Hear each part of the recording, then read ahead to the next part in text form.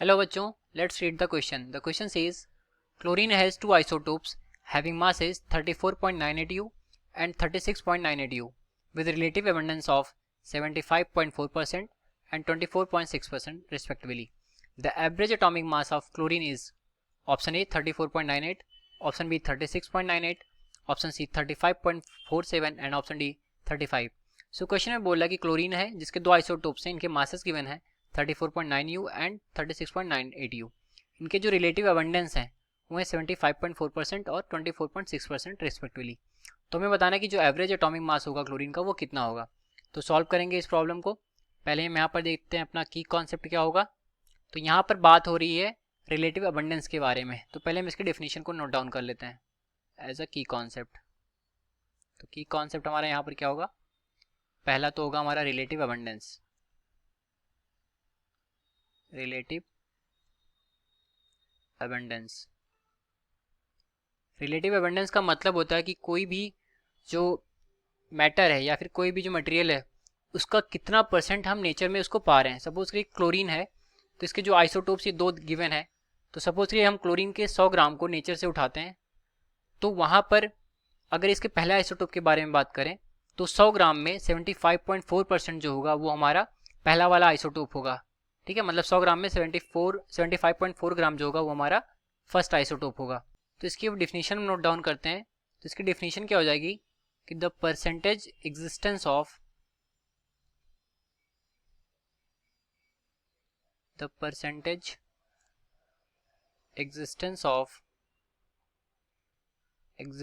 an element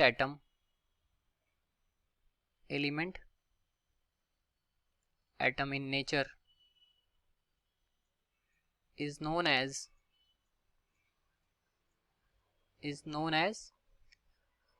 relative abundance।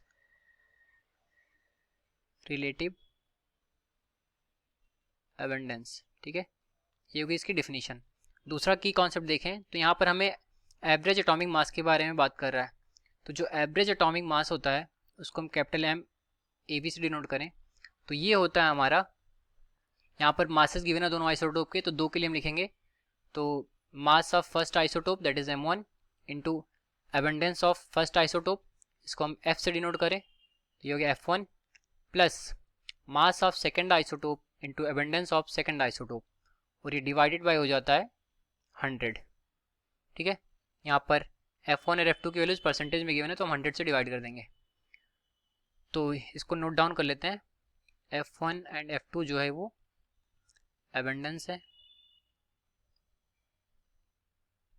है और M1 और M2 जो हैं ये मासेस हैं। तो अब इसको हम सॉल्व करते हैं। पहले नोट डाउन करते हैं कि गिवन डेटा क्या है।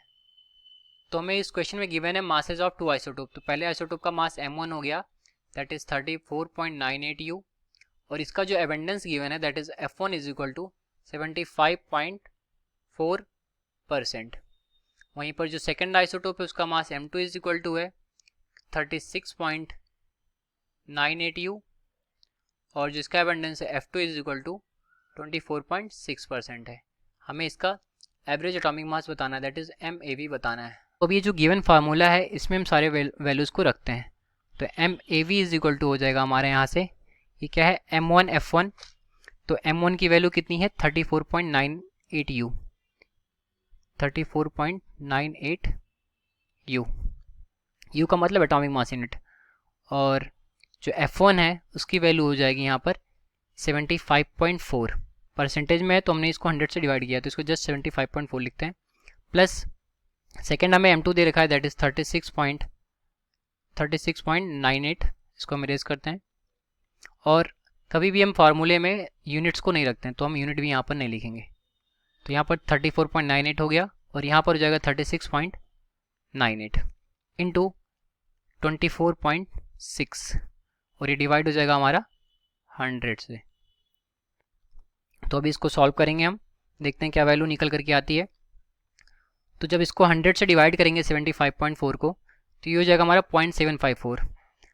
तो 34.98 इंटू 0.754 प्लस 36.98 इंटू 0.246 ये हो जाएगा। ठीक है, अब इसको हम और सिंप्लीफाई करेंगे तो 34.98 को जब हम मल्टीप्लाई करेंगे 0.754 से तो यहाँ पर वैल्यू आएगी 26.37 और सेकेंड पार्ट में हमारा क्या आ जाएगा वैल्यू 9.09 आएगा। अब इसको हम ऐड करेंगे तो ऐड करने के बाद जो वैल्यू यहाँ से निकल करके आएगी वो हो जाएगी हमारी कितनी 9 और 7 कितना हो जाएगा हमारा 16 हो जाएगा। तो 16 और ये हो जाएगा हमारा 4.9 + 6 हो जाएगा हमारा 15, तो ये होगा 5 और 2 + 1 दैट इज़ 3। तो ये हो गया हमारा एम में भी कितना आ गया 35.46। तो इसको हम अप्रॉक्सीमेट करें तो 35.47 हो जाएगा। ठीक है, क्योंकि हमने 2 पॉइंट्स तक ही यहाँ पर अपने सोल्यूशन को किया है, उसके ऊपर करेंगे तो हमारे यहाँ पर 34.47 निकल करके आएगा। तो अगर हम इसको अपने ऑप्शन से मैच करें तो जो ऑप्शन हमारा मैच हो रहा है वो ऑप्शन नंबर सी मैच हो रहा है। तो करेक्ट ऑप्शन हमारा कौन सा हो जाएगा option C. Hence option C is correct. तो यार हमारे इस क्वेश्चन का correct solution. I hope you understood it well. Thank you.